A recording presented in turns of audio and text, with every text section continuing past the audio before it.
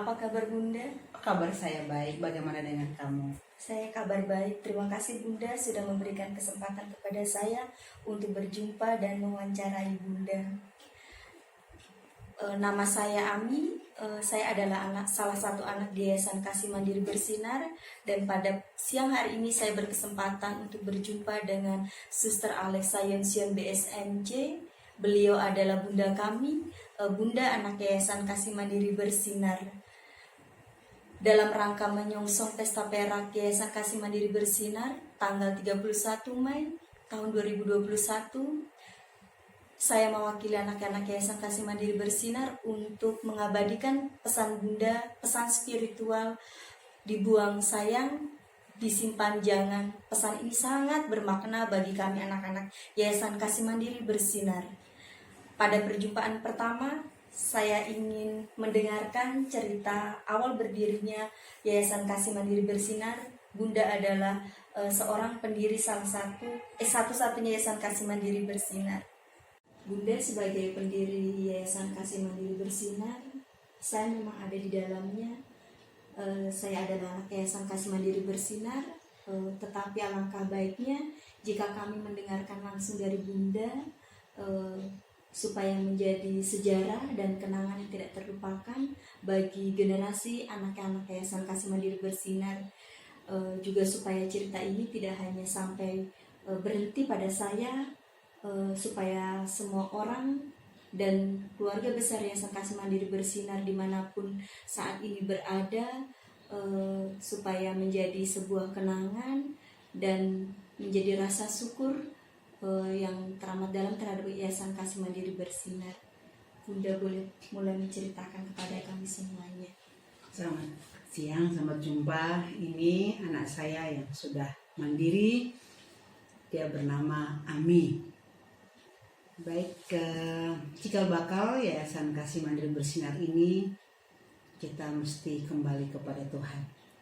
Karena setiap kita punya keyakinan dan harus meyakini bahwa awal segala sesuatu itu dari Tuhan.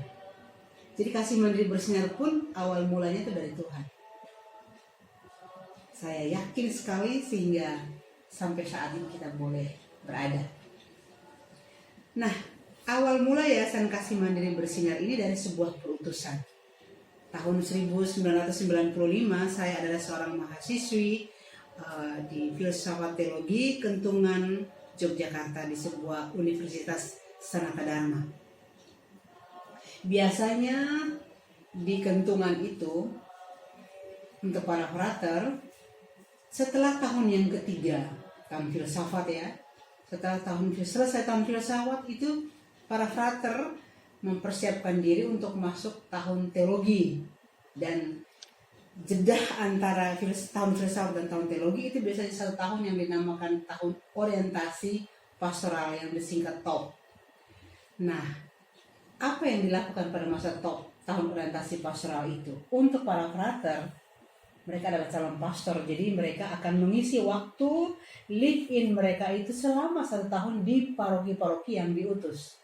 Nah, kalau saya bukan calon pastor, tentu tidak akan live-in di paroki, tetapi dikembalikan ke biara saya yang dahulu, biara Dominikan di Yogyakarta. Biaralah yang akan mengutus kami, para suster, dan saya diutus ke anak-anak jalanan di Jakarta. Nah, pada waktu perutusan itu saya langsung terima karena sudah menunggu di mana ya tempatnya saya akan menjalankan tahun orientasi pastoral. Ketika ditunjuk di jalan anak jalanan di Jakarta, saya dengan sangat gembira menyambut ya. Dan pada waktu itu saya dibekali dengan uang sebanyak Rp35.000. Menarik sekali. Uang Rp35.000 ini kita tidak menceritakan soal nominalnya ya. Itu pantang. Tetapi yang mau kita beritahukan kepada dunia bahwa Rp35.000 ini adalah berkat Tuhan. Kita mau bersaksi bahwa ternyata Tuhan itu luar biasa. Dia akan memberkati setiap barang, benda, atau apapun bentuknya yang dititipkan kepada seseorang. Nah, pada waktu itu para pimpinan saya, Suster Assunta OP, beliau memberikan kepada saya uang Rp35.000, dan saya dalam iman melihat bahwa Allah langsung memberkati uang itu, sehingga uang itu di tangan saya dia itu berbuah. Nah, dengan bekal uang Rp35.000 itulah saya masuk kota Jakarta. Nah, sebagai orang kampung ya, pertama kali masuk Jakarta itu ya rasanya tidak ada masalah. Kepada setiap orang yang saya jumpai pasti akan bilang selamat pagi, selamat siang, selamat sore, tanpa beban. Walaupun nanti responnya belum tentu seperti yang saya harapkan. Tapi itu tidak penting ya, kita bukan menjadi bahan cerita kita, tapi itu awal mula saya ada di Jakarta. Nah, dengan uang Rp35.000 itu saya mengawali perjumpaan saya dengan anak-anak jalanan. Kamu bayangkan, satu hari uang Rp35.000 langsung habis. Karena saya harus mengenal perjalanan dari biara saya yang ada di Pejaten menuju ke Pasar Minggu di terminal, nanti menuju lagi ke terminal berikutnya, Kampung Melayu. Pesan sopir kami pada waktu itu, suster, kuncinya adalah ingat nomor mobil kendaraan. Pergi dengan nomor 36, ingat pulang lagi dengan nomor 36. Itu saja kuncinya. Kalau suster sudah ingat itu, pasti tidak akan tersesat. Baiklah, cerita hari pertama dengan Rp35.000 dan habis.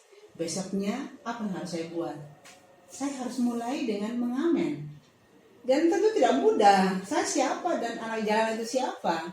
Tapi ya mungkin ini jodoh ya. Begitu pertama kali saya bergabung dengan 1-2 anak yang ada di stasiun, dengan malu-malu saya berkata, permisi ya, bisa bergabung. Mereka bingung ya, masa si anak jalanan kok bersih. Dari mereka punya cara pandang, saya sudah membaca ada sesuatu yang harus saya robah dalam hidup saya.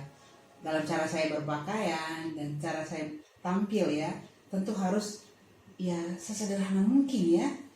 Oke, hari kedua, hari ketiga saya berjumpa dengan anak-anak jalanan, dan hari ke-5 ya, kalau saya tidak salah, saya langsung diperkenalkan oleh seseorang, yaitu suster saya juga, Suster Hermin OP, sebuah yayasan yang namanya Yayasan Amalia yang terletak di Tanjung Priok, Jakarta Utara. Nah, di Yayasan Amalia inilah saya pertama kali mulai belajar dari Ibu Pandoyo, pemilik Yayasan Amalia, belajar dari kakak-kakak pembina, bagaimana cara mereka menghadapi anak-anak jalanan. Saya agak terkejut, karena mereka ini walaupun sudah diberi aturan bahwa tidur jam sekian, bangun jam sekian, bahwa harus mandi, mereka tetap saja tidak menjalankan hal yang diajarkan itu. Mesti diingatkan, mesti dibentak, mesti ditegur baru. Dan itu untuk saya menarik. Wah, saya tidak susah dong sebagai seorang mahasiswa yang ingin mencatat semua kejadian pada waktu live-in. Tentu ini lahan bagi saya untuk mencatat. Jadi di Yayasan Amalia, berkat dukungan dan bimbingan dari Ibu Pandoy almarhum, dan juga Kak Apri ya, ayah kalian ya, dia juga membimbing saya, mendampingi saya bagaimana cara kita hadapi anak-anak jalanan. Tidak boleh terlalu lembut, nanti diinjak-injak, kata dia. Tidak boleh terlalu kasar, nanti kita ditinggal oleh anak-anak. Jadi pas. Disitulah saya mulai belajar menjadi orang dalam. Itulah istilah yang muncul pertama kali ketika saya ada di rumah Amalia. Saya lagi mencari apa yang tepat ya, semangat apa yang tepat supaya saya tidak menjadi tamu bagi anak jalanan, anak terlantar, tapi saya jadi bagian dari mereka. Muncullah sebuah inspirasi pertama, yaitu apa? Menjadi orang dalam. Dengan menjadi orang dalam, lalu saya menjadi sangat luas dengan anak-anak. Nah, satu pemandangan yang berikut yang menarik adalah istilah kabur. Anak-anak ini sering kabur ke jalanan. Jadi hari ini dia kabur, kita pergi mencari. menemukan dia seperti anak yang hilang. Kita peluk dia, kita rangkul dia, kita bawa pulang, kita mandikan dia, kita mengajarkan hal yang baik supaya dia betah. 2-3 hari kemudian orang yang sama kabur lagi, menyusul anak yang berikut, anak yang lain. Begitu kejadian dari minggu ke minggu. Itu selalu urusan dengan anak kabur dan kita malam-malam pergi mencari. Ya, sebagai orang yang awam sekali ya, ada di jalanan malam-malam. Ima bilang takut ya, kan ada orang juga yang diandalkan tuh Kak Alfri yang membawa kita ke jalan, terus temu anak-anak. Kita mencari sungguh-sungguh. Mereka juga kaburnya sungguh-sungguh, kita cari sungguh-sungguh, menemukan mereka di stasiun ini, di terminal itu. Dan mereka tidak merasa masalah. Kita mereka begitu khawatir, mereka biasa-biasa saja.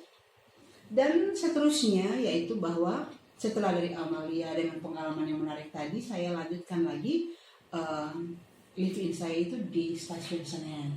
Nah di stasiun Senen itulah peristiwa demi peristiwa mulai tercatat. Nah di sana itu kita berjumpa dengan Empok. Ya, Empok itu menjadi ibunya anak-anak jalanan, sangat terkenal dia kalau sudah bersuara anak-anak langsung tunduk, ampun, taat, hormat begitu ya sama si Empok. Dan makanan favorit kita di jalan adalah ketoprak. Itu menjadi makanan persahabatan di antara kita. Dan tentu ini hal yang selalu menarik buat saya. Kalau sekarang kita bicara soal kebersihan, kita harus mencuci tangan, memegang barang ini, memegang barang itu, sebelum dan sesudahnya kita harus mencuci tangan. Kita harus memperhatikan, tidak boleh pegang mulut, tidak boleh pegang hidung, tidak boleh pegang mata, nanti ada virus yang akan menempel dan masuk ke paru-paru. Saat itu tidak ada.